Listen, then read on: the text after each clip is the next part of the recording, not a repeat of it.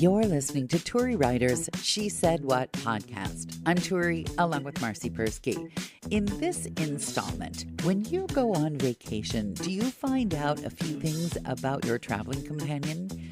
And are you happy with everything you learned? Perhaps it would be better to just stick some earbuds in your head and call it a day. I'm freezing. Really? Yeah, I just went and brought the dogs in the house. It was very cold here. Well, we came back from our vacation a day early because there was supposed to be this monumental snow, which there has not been. We're supposed to start getting it in about an hour, actually. At first, it was 1 to 2 inches, then it was 2 to 4 inches. Now it's 6 to 8 inches. I mean, I don't even know why they guess, because they're never right. Yeah, I mean, you just sort of wish they would say it's going to be freeze your off weather and call it a day. Exactly. It's something like, I think it says 40 degrees with an 18-degree wind chill. Nice. Very nice. It's very windy out. We had one of those flights home where you think, I'm just going to pretend this is an amusement park and I'm having a great time. Oh, no. Yeah. Well, were you sitting next to the guy who takes his shoes off, puts them on the back of the chair? I haven't had that guy, but it was a nearly empty flight, so we got to sit pretty far back where we could have peace and quiet, I thought. But then the guy behind us had some sort of horrific plague of a cough and a nose and what I have a spousal unit complaint though. Yes, I'm sure you do.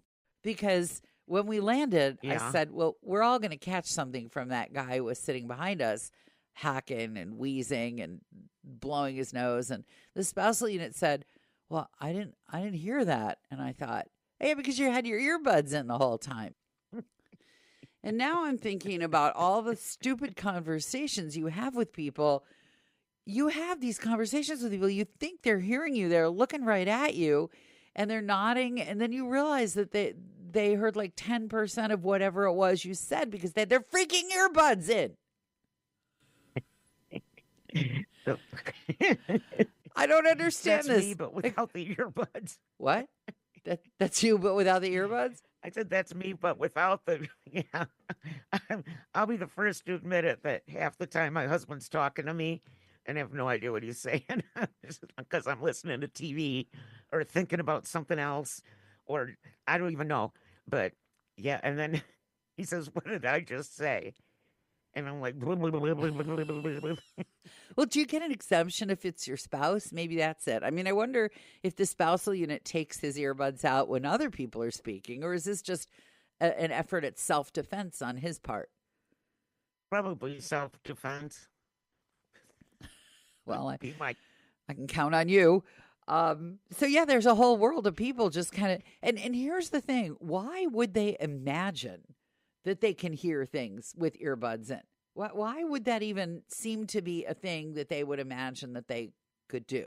Because it's like having a big plastic piece of cotton stuck in your ear. Like what? Well, you know what? My hearing aids plug directly into the TV set. You mean so by like, Bluetooth, right? I mean, there's not like a wire going from your... Right, yes. Got it. Yeah, Bluetooth. They communicate. They communicate directly with the TV set. Right, got it. And it's Dolby surround sound. And so if someone's talking too much and I'm trying to watch something on the TV, I just grab my phone and flip my earphones over to the TV monitoring. But then people talk to me and I hear nothing because I have the TV in my ears. So it's kind of the same thing, I guess. Sounds like a gesture of self-defense. So you learn a lot about your spouse when you travel. I know when you travel, you always learn something new about Frankie, right?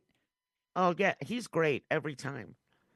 And the last time we traveled, he pushed me in a wheelchair through the Houston airport just because it was such a long walk. I think my spousal unit would like to push me in a wheelchair. First, he'd like to push me down into the wheelchair and then then push the wheelchair, and then down the escalator. Probably, yeah. I was gonna say he'd like to shove that wheelchair down a flight of stairs. Here's the weird thing: I don't normally spend that much time with anybody.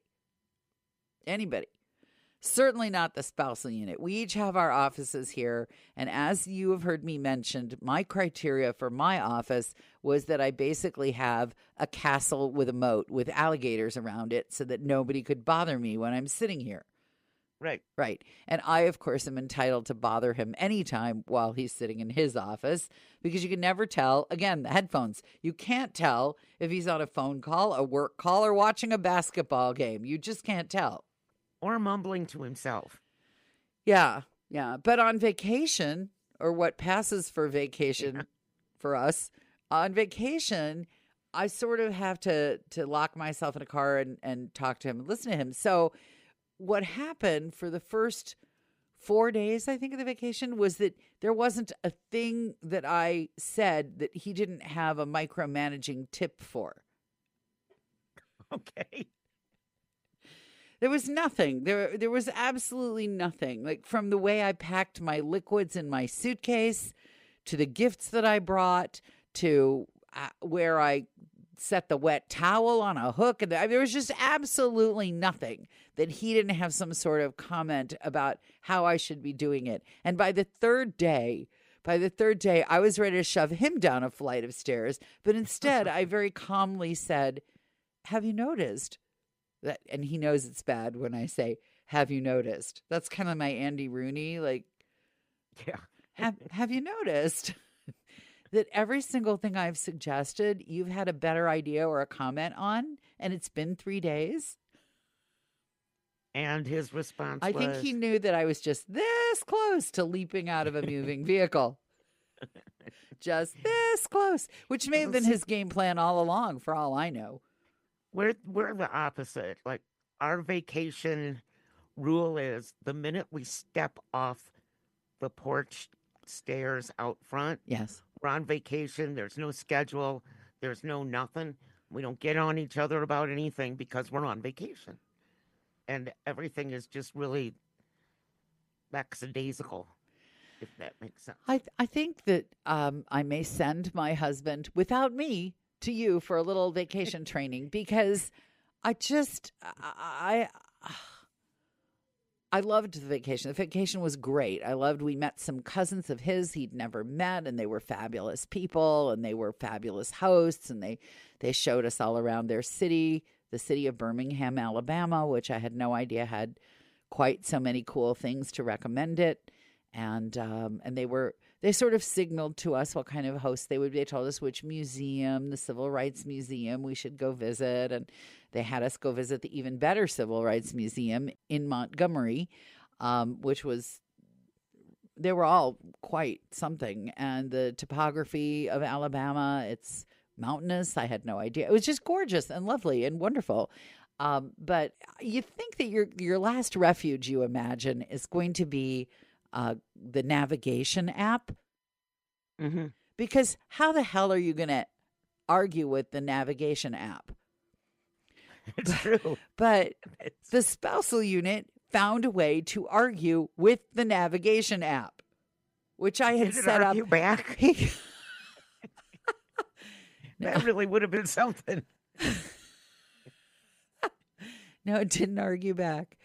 But at the last hurrah, we decided to buy some sandwiches from a local woman-owned, black-owned vegan restaurant group instead of going to the usual airport Chipotle for our vegetarian sandwiches. We were starving. But the navigation is being very clear on how to get to this place. And the spousal unit is yelling at me as if I'm the one who set up the navigation unit. I'm pounding on the screen of my phone with my fingernail going, "This is the way." It was just unbelievable. I'm like, haven't you had enough after a week of arguing with me? It's not enough. Now you want to argue with the navigation lady? Yeah, he definitely needs to learn to chill. I'm nervous. I'm nervous. I'm like, okay, dude, I get it. You're nervous. Now Send him up here. We'll teach him how to chill. That's Uh, what Frankie keeps asking me, what do I want to do for Valentine's Day, which is tomorrow when we're recording this. And I just keep telling him, I just want to hang out. That's all I want to do. I want to sit and do nothing, but do nothing next to each other. Like, aw. and he says, but that's what we do anyway. I said, that's all I want. That's kind of So you cute. can send the spousal unit and we'll teach him how to chill. How to do nothing? Yeah. I don't know if he knows. He is a big leaper upper, as you know. Yes. Yes. I don't know. Yes. All I know is I had a great time and I have no idea about him. Well, I'm glad you had a great time. That's good. Yeah. Here's what, while you were on vacation having a great time, I have an animal story. What happened? Yeah. We have a puppy, as most people are 4, 5, 6, 7, or 8 listeners at this point know. Yes. We have a large puppy. Yes. And Very. his name is Jerry Dingus Garcia. I can't speak. Try that again. And at the same time in the house, we have a 17-year-old cat named Izzy. So we're on both ends of the tear your hair out spectrum. One young and one super old. And Izzy, every once in a while, just like starts to yell. And it sounds just like a baby crying. Yes. Siamese cats usually give me that baby crying vibe. Yeah. Yeah, no, she sounds just like a baby. And I can't, just like Frankie scares the crap out of me anytime he yells boo. I can't, even though I know it's him, I can't get the baby sound out of my head.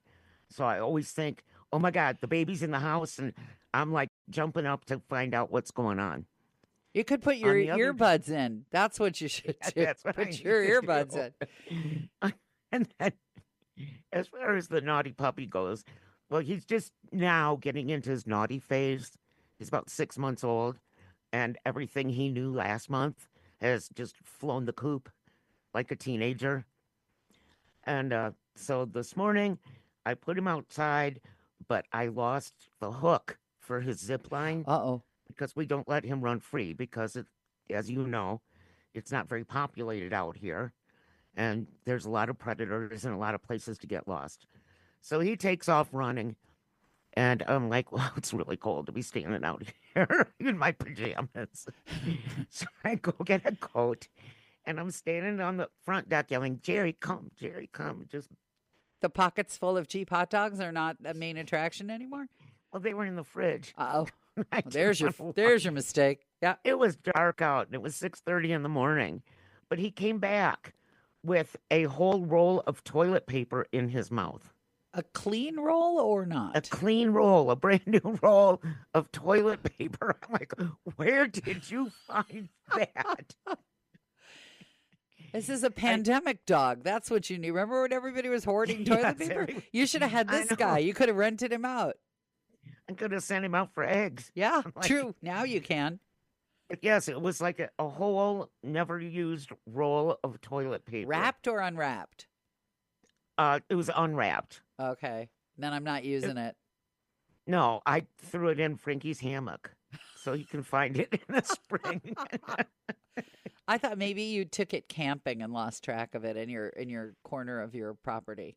Yeah, no, we're pretty good campers. We clean everything up every time. I don't know. So I Jerry don't know. found I something. think he may have gone next door where what does Frankie call it? It's the junk show where they have like all those abandoned cars and stuff piled up. Yep.